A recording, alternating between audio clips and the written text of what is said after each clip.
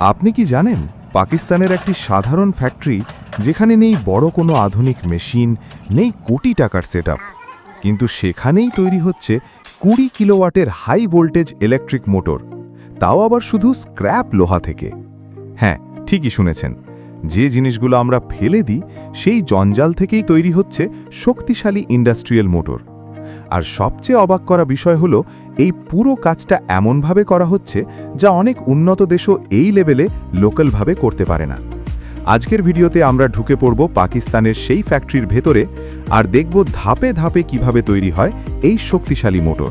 ভাবুন তো, আপনার আশেপাশে পড়ে থাকা ভাঙা লোহা, পুরনো মেশিন, বাতিল মোটর, যেগুলো আমরা একদমই মূল্যহীন মনে করি, সেই স্ক্র্যাপ দিয়েই যদি তৈরি করা যায় শক্তিশালী 20 kilowatt high voltage electric motor. শুনতে অবিশ্বাস্য লাগছে, তাই না? কিন্তু বাস্তবে এমনই এক ফ্যাক্টরিতে চলছে অবাক করা কাজ, যেখানে পুরনো জঞ্জালই হয়ে উঠছে নতুন শক্তির উৎস। আর সবচেয়ে চমকপ্রদ বিষয় হচ্ছে এই কাজটি এমনভাবে করা হচ্ছে যেটা অনেক বড় বড় ইন্ডাস্ট্রি, এমনকি চীনও এই স্কেলে করে দেখাতে পারেনি, কম খরচে, লোকালভাবে।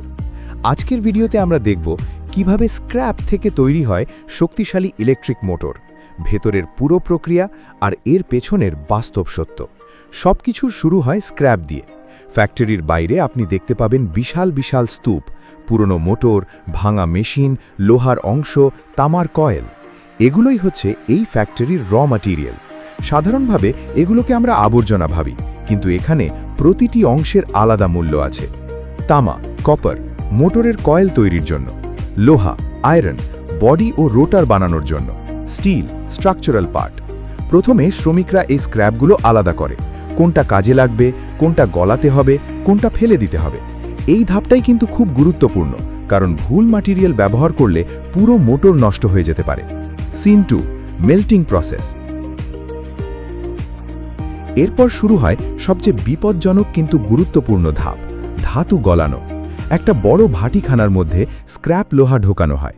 তাপমাত্রা এত বেশি থাকে যে শক্ত লোহাও গলে গিয়ে তরল হয়ে যায়। এই সময় শ্রমিকরা বিশেষ সুরক্ষা ছাড়া কাজ করলে বড় দুর্ঘটনা ঘটতে পারে। গলানো ধাতু পরে ঢালা হয় ছাঁচে বা মোল্ডে। এই ছাঁচ থেকেই তৈরি হয় মোটরের বডি, রোটার ও অন্যান্য মেটাল অংশ।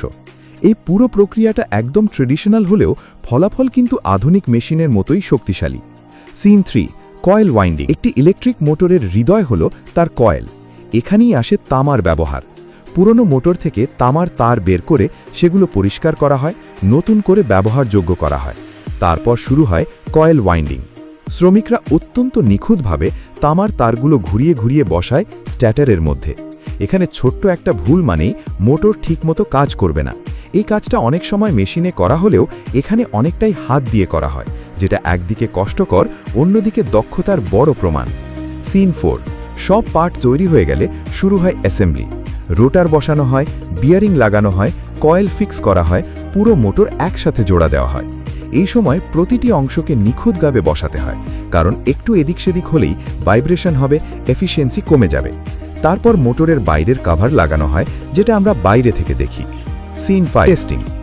এখন সবচেয়ে গুরুত্বপূর্ণ ধাপ, টেস্টিং। মোটর চালু করে দেখা হয় ঠিকমতো ঘুরছে কিনা, ওভারহিটিং হচ্ছে কিনা, পাওয়ার আউটপুট ঠিক আছে কিনা। এই মোটরগুলো প্রায় 20 কিলোওয়াট ক্ষমতার, মানে ছোটখাটো ইন্ডাস্ট্রিয়াল কাজ সহজেই চালাতে পারে। যদি কোনো সমস্যা থাকে আবার খুলে ঠিক করা হয়। Scene 6, reality check.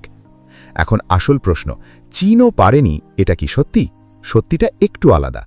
চীন আসলে বিশ্বের সবচেয়ে বড় ম্যানুফ্যাকচারিং দেশ। তারা এই কাজ করতে পারে, বরং অনেক বেশি অ্যাডভান্সড প্রযুক্তিতে করে।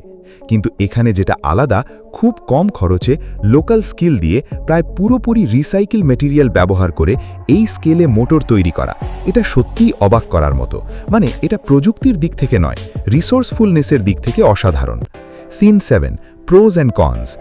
সুবিধা: কম খরচে উৎপাদন, রিসাইক্লিং, পরিবেশের জন্য ভালো, লোকাল কর্মসংস্থান তৈরি। অসুবিধা: সেফটি রিস্ক বেশি, কোয়ালিটি সবসময় স্ট্যান্ডার্ড হয় না, লং টার্ম ডিউরেবিলিটি প্রশ্ন থাকতে পারে। আউটরো: 20 থেকে শেষ। তাই স্ক্র্যাপ থেকে মোটর বানানো শুধু একটা ইন্ডাস্ট্রিয়াল কাজ না, এটা একটা উদাহরণ যে কিভাবে সীমিত রিসোর্স দিয়েও বড় কিছু করা যায়। আপনার কি মনে হয় এই ধরনের ফ্যাক্টরি কি ভবিষ্যতে আরও বাড়বে? কমেন্টে জানাতে ভুলবেন না।